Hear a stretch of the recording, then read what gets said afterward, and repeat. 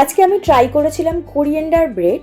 ধনেপাতার fresh flavour, বাটারের juicy স্বাদ আর গলে যাওয়া চিজের টেক্সচার সব মিলিয়ে সত্যি দারুণ হয়েছিল। চলো দেখে নেওয়া যাক কীভাবে বানালাম। আমি ব্রাউন ব্রেড নিয়েছিলাম, এর সঙ্গে লাগবে বাটার, রসুন, ধনেপাতা, চিলি ফ্লেক্স, অরিগ্যানো আর চিজ। প্রথমে রসুনগুলো হালকা ভেজে তুলে রাখলাম। তারপর ব্রেডের স্লাইসগুলো এক এক করে সেঁকে তুলে রাখলাম। এবার যতগুলো ব্রেড ছিল সেই অনুযায়ী বাটার নিলাম। আমার কাছে 7টা ব্রেড ছিল, তাই সেই হিসাবেই বাটার নিয়েছি। তারপর ধনেপাতা কুচি নিয়ে নিলাম। ধনেপাতার পরিমাণটা বেশি দিতে হবে। সাথে চিলি ফ্লেক্স আর অরিগ্যানো দিয়ে সব কিছু ভালো করে মিশিয়ে নিলাম।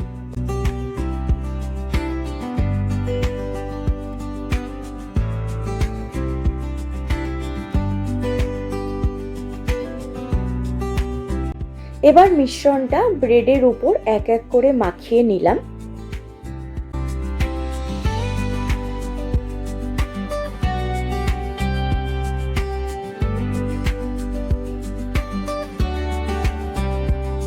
তারপর ব্রেডের উপর থেকে ছড়িয়ে দিলাম চিজ।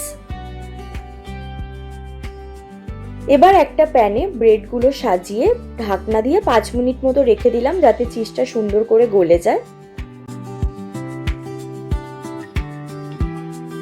ব্যাস তৈরি হয়ে গেল আমাদের কোরিয়েন্ডার চিজি ব্রেড। দেখতে যেমন লোভনীয় লাগছে, খেতেও ঠিক ততটাই সুন্দর ছিল। আমার তো খুব ভালো লেগেছিল। তোমরাও একবার বানিয়ে দেখো আর খেয়ে অবশ্যই জানিও কেমন লাগলো।